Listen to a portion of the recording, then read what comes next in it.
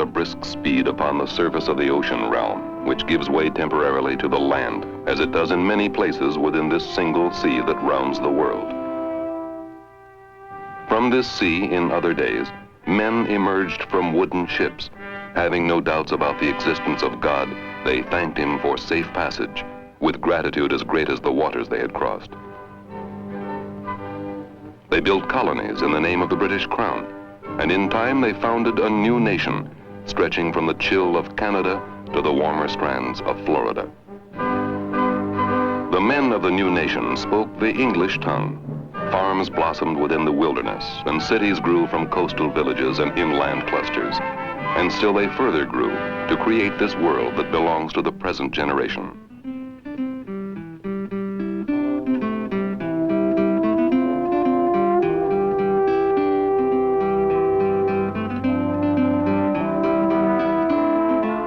The great city still faces the sea that gave it birth and power.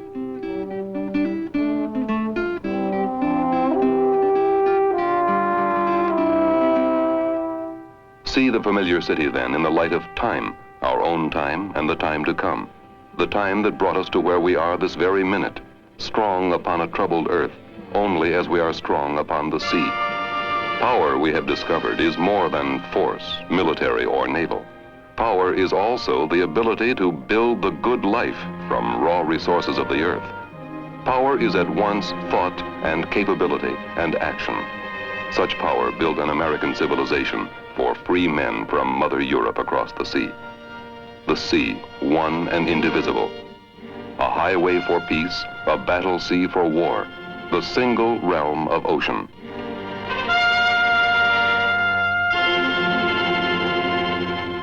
The sea a battlefield since the earliest memories of man, but never more so than in the time of our own nation. The 7 Years' War that began in 1756 was World War indeed. An amphibious attack brought the fall of Quebec and the conquest of Canada, the high water mark of British arms in America. And while England struggled on with France, her own colonies in America, themselves perhaps the freest men on earth, struck out for even more freedom.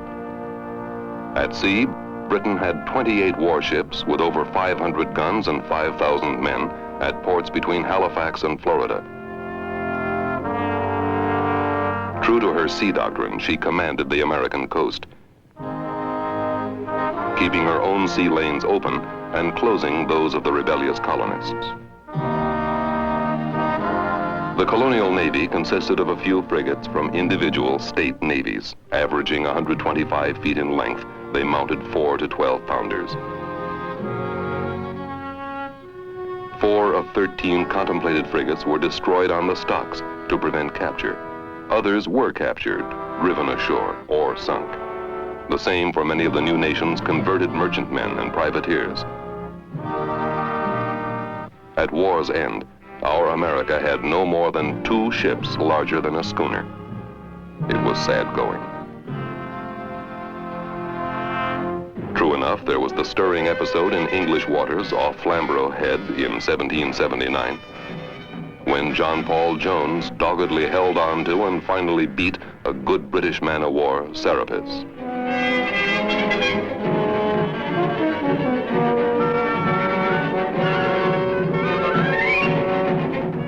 American privateers, too, captured their share of British shipping, such as the brig Suki, shown entering Newburyport, and the Drake, one of Jones's prizes.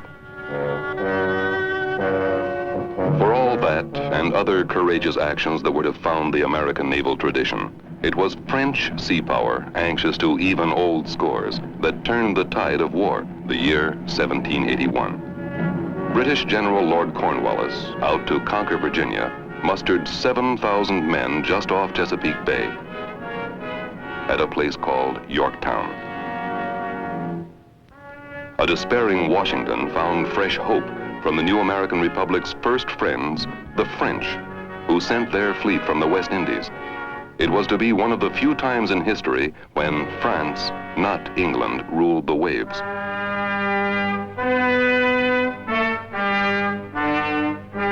The The French attack on British ships isolated Cornwallis's army, which, with seaward supply lines closed, had no choice but to surrender.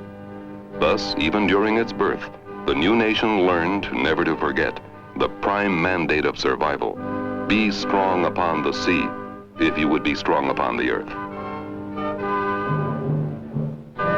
A new nation, forging an uncertain unity among its several parts, taming an unmeasured wilderness. Its back to the sea. Across the sea, the old world, a continuing source of people and trade, and danger too. Still a new nation, but older now. The wind moves you along before its greatest city. The stuff of survival, rubber and tin, aluminum and tungsten, lead and uranium, manganese to make steel, all come from across the wide and open sea.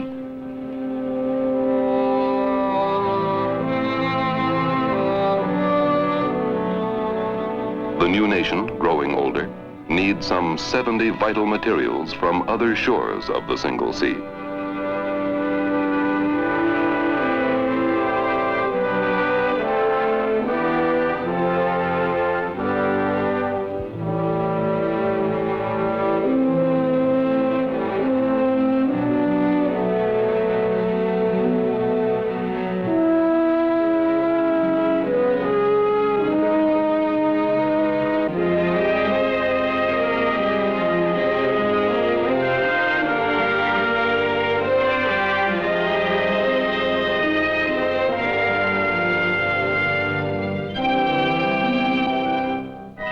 At a tender age, America discovered quickly that even vast distances did not insulate against troubles of the old world. Ironically, the Americans found themselves fighting France herself in the so-called quasi-war. France was stopping and impounding neutral ships carrying goods to her perennial enemy, England. France demanded bribe money, even to negotiate American complaints of harassment on the high seas. Millions for defense, but not 1 cent for tribute, went the cry in America. The friendship of only a dozen years before was forgotten. Now, what the Constitution permitted, Congress finally provided: the first true American Navy, its heart to be the refurbished frigates Constitution, United States, and Constellation, and new construction to include 6 74-gun sloops of war. American ships fought French wherever they could find them and gave excellent account of themselves. On February 9, 1799, in the West Indies, Constellation, under Commodore Thomas Truxton, beat and captured a good French frigate, L'Insurgente. And again, off Guadeloupe, Constellation defeated the 50-gun Vengeance. During this half-war, the young United States captured more than 80 French ships, proving to herself and to Europe there was something new upon the sea. Millions for defense, but not 1 cent for tribute, became a lie as the 19th century dawned.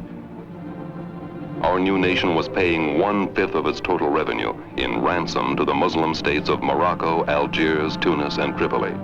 Tribute for captured Americans and for merchant ships to ply the Mediterranean. But the $2 million was not enough for these Barbary pirates. They kept upping the amount. War was declared. The American Navy sailed forth to avenge indignities and to end the affair.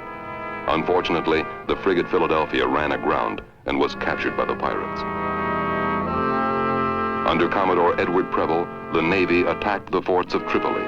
These were the days of daring do. Heroic Stephen Decatur braved the harbor itself to destroy Philadelphia.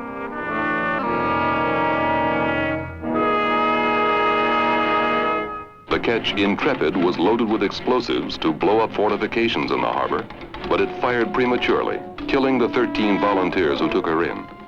Preble bombarded the forts from the sea until the ruler of Tripoli decided things had gone far enough, and the Barbary Wars ended.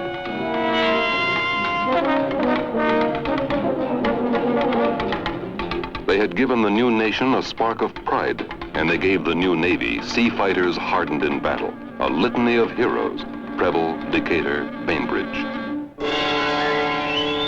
Across the seas, the bitter enemies, England and France, continued the conflict of centuries running.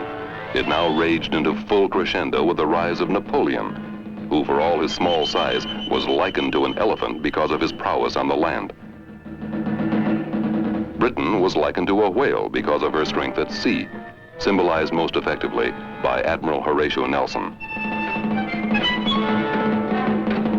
In one way or another, the cataclysmic struggle engulfed most of the civilized world, and much that was not.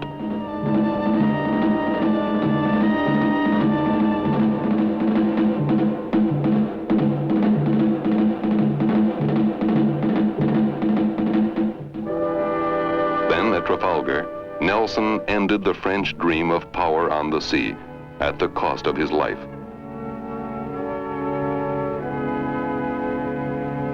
And also, there upon the waters, ended Napoleon's hope of crushing England.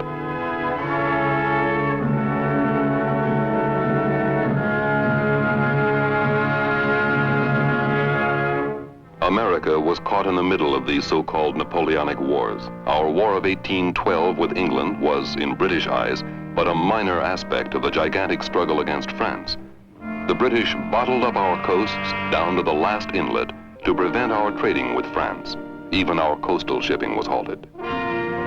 At sea, American frigates, Yankee-designed and Yankee-built and very good, fought British frigates from the South Pacific to the North Atlantic, winning more often than not. The most memorable victory was that of Constitution, old Ironsides, over Guerriere. Constitution's capture of the sloop of war Java stirred another bit of prideful excitement. On the other hand, HMS Shannon beat and captured our Chesapeake. It was also a war of freshwater navies. Control of the Great Lakes was critical to British invasion from Canada. On Lake Erie, Commodore Oliver Hazard Perry fought the British squadron to the point where he could declare, "We have met the enemy and they are ours." The word sent a shiver of pride through the new nation and into history. It was the war of the rocket's red glare and the flag that was still there, even though Washington itself was destined for burning.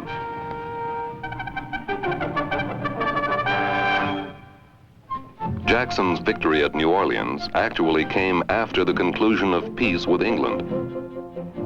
But it did help put Jackson in the White House, which in turn put the stamp of the frontier on the American character for the rest of the century. The frontier. Once it was those very Palisades that rise before you above the Hudson. Once a virtually unknown continent lay behind them. The new nation had to be established in fact as well as dream, across a vast realm of wilderness. How the 13 one-time colonies stretched themselves from the Atlantic coastline to the shores of the Pacific and across it. That is the epic of this America. In the settled East, a calming down upon the land as the frontier moved westward, a rural America, before the coming of the great cities, placed its mark upon what we are today. There was a harsh and rugged simplicity, work to be done, and men that could do it. An age of uncomplicated faith, when God was unmistakably in his heaven. The steamboat brought the wonders of the century that was to produce in time electricity, motors and engines, the telegraph and the telephone, and urban civilization with its special joys and special problems. Those who longed for other places found the frontier outer space enough. The land, it seemed to all Americans, was without end and without limit. An age to go a-roving in. Inward and westward, if those were your fancies, or outward and seaward across the sweep of wave and wind. Tall ships stood against the skies, wooden ships and iron men, the saying went. Fix your mind upon them across this ocean of time that separates us from them. Along the Connecticut shore of the single ocean that spans all the world, the men and the times are remembered in mystic seaport. Picture a ship heading for China and the East, carrying whale oil and lumber. Surely it will bring back to us the tea and the silks, The pepper and the coffee and the ginger, the porcelain, and wondrous tales of those incredibly distant shores. Fabled places where a man might go before the mast.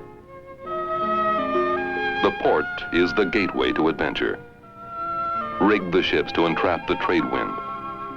Store them to help men endure the long months and hard labor at sea. Build the ship from love as well as skill, for the ship must be home and fortress too, a special place for men upon vast and dangerous seas. With time, the tall ships drifted away, but for all that has happened since, they still are a part of what we are. Under my wings, everything prospers. Not the complete truth, perhaps, but truth enough for this golden age of American expansion and expansiveness.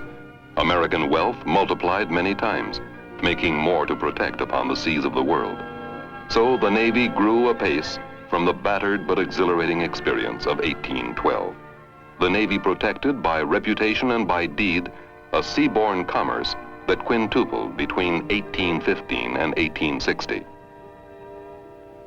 In the late 1840s, the Navy sent amphibious forces against a neighbor that is now a friend during the war with Mexico that finally set the American frontier upon the Pacific itself, and soon to cross it. The Navy, as seen by baleful native eyes in a distant empire, opening up, as the phrase went, Japan to trade with the West.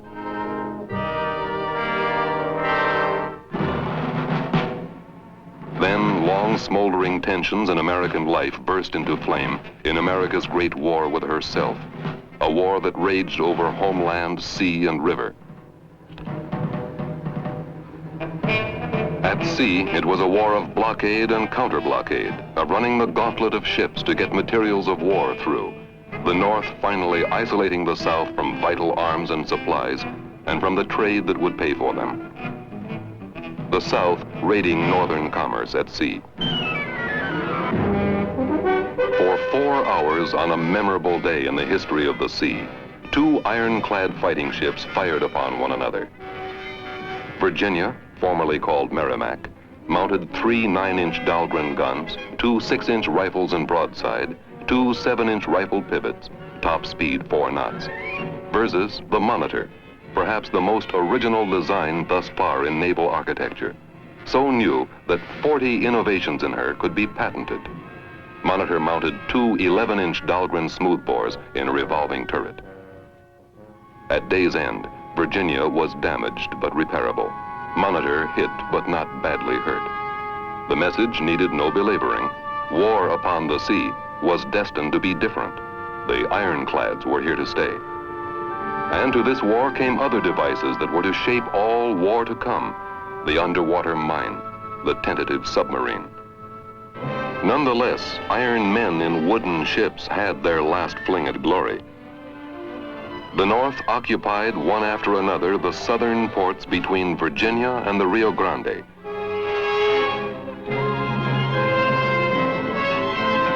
Bombardments, amphibious operations, a veritable charge of ships up the Delta to take New Orleans. The South, with no way to challenge, was choked to death at vital coastal points from Norfolk to Mobile to Galveston. Against such superior force, gallantry alone could never suffice. And it didn't. You sail your boat then through territorial waters of a strong and united America, a nation with the lesson learned: strength upon the earth depends upon strength upon the sea. You are moving northeast now, the mainland to port, Long Island to starboard, to a place that holds memories of a man and the land he served.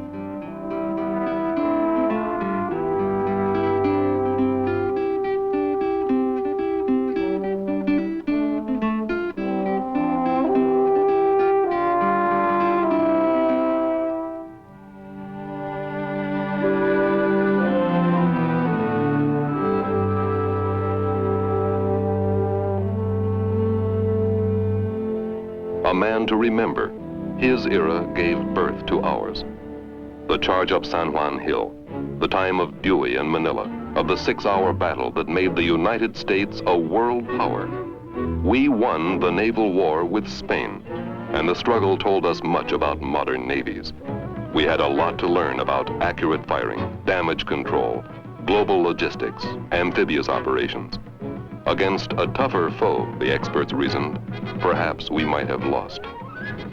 For America now stood on the threshold of both a new century and a new perspective. The old Navy, easygoing and somewhat complacent, even heartwarming in its primitive techniques that smacked of other days, gave way to the new. The massive steel dreadnoughts of the new 20th century were more distant from Jones's Bonhomme Richard than it was from the galleys of Salamis 2,300 years before. To face new facts of a changing world without discarding the old truths, that was the charge. To do this, to become in his own lifetime a prophet of much honor in every naval power on earth, Alfred Mahan, Captain United States Navy, wrote a book that became compulsory reading in the wardroom of every German ship. It was translated into Japanese before most Americans had even heard of it. It became to the British the very summation of their own history of triumph upon the sea.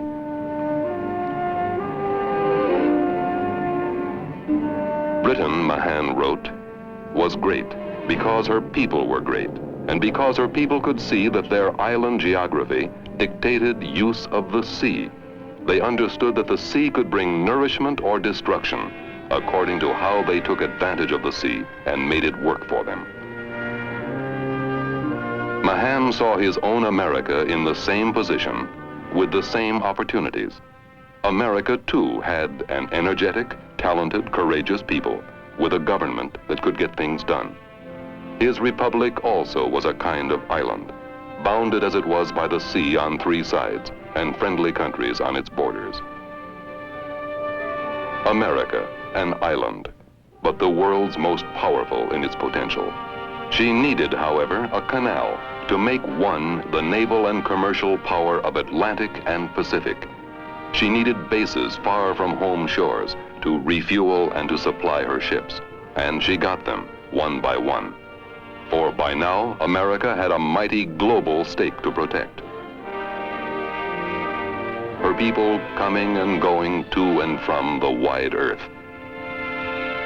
She needed a navy second to none, and that navy began to emerge before the eyes of the world during the 14 months following December 1907. The great white fleet of 16 first-line battleships sailed some 46,000 miles around the world, firing the pride of Americans and winning a wide welcome. By the time of World War I, the great, heavy, powerful ships of mammoth guns became too much for the flesh and blood eyesight of men, too much for their pencil and paper calculations. And this was a generation before radar, sonar, computers, and the atom. Instrumentation gradually closed the gap between men and the great weapons they had forged. Radio linked the ships of a force, one with the other. America's naval role in her 20 months of World War I was largely a convoy operation. She landed 2 million soldiers in France and mountains of supplies. The German failure at counter-blockade by U-boat attack helped to cost her the war. Back now through the waters of this Hudson that is nobler than the Rhine, back towards the city upon the water that symbolizes this very nation upon the world. Recall a day more than 2 generations ago when seapower took wing, the day the Navy learned to fly. Let one remembrance bring others, a later day at Dunkirk that free men cannot forget. And yet another, a day of stern reality, when the mighty battleships, the proud queens of the American fleet, lay in ruins. Elsewhere that day, the Navy that had learned to fly survived to fight on. At Midway, the war at sea took on an immensity beyond compare with all the sea battles that had gone before. War always called upon men to give their all, but never on such a scale. Japan, conqueror of a mighty empire within months, thanks to power at sea, fell back before those who could use the seas even better. Here, upon the broad span of the Pacific, navy fought navy, often within the air alone, often far from the opposing fleets that did not meet. See a war that could be won, as in the greatest naval engagement of all time here in Leyte Gulf, because of power that could be brought out from the land, across the several oceans of the single sea, to far and critical places. See in it all confirmation for Captain Mahan's enduring dictum: to be strong upon the earth, you must first be strong upon the sea.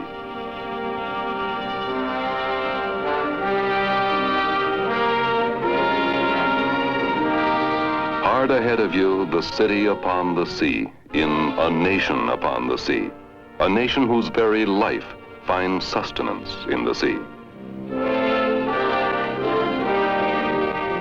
At Harbor's End, the open ocean presents the predominant face of this planet Earth. A small planet, even among those we know of, and a troubled one. A place where problems will not be argued away. A place to be strong and to stay strong. The empires have come and gone. The greatness of yesteryear is a part of what we are today, if we heed its lessons. The speed of change has left its mark. But even this shrinking world is yet as wide as the ocean seas, and a lad can still go a-roving across the great waters.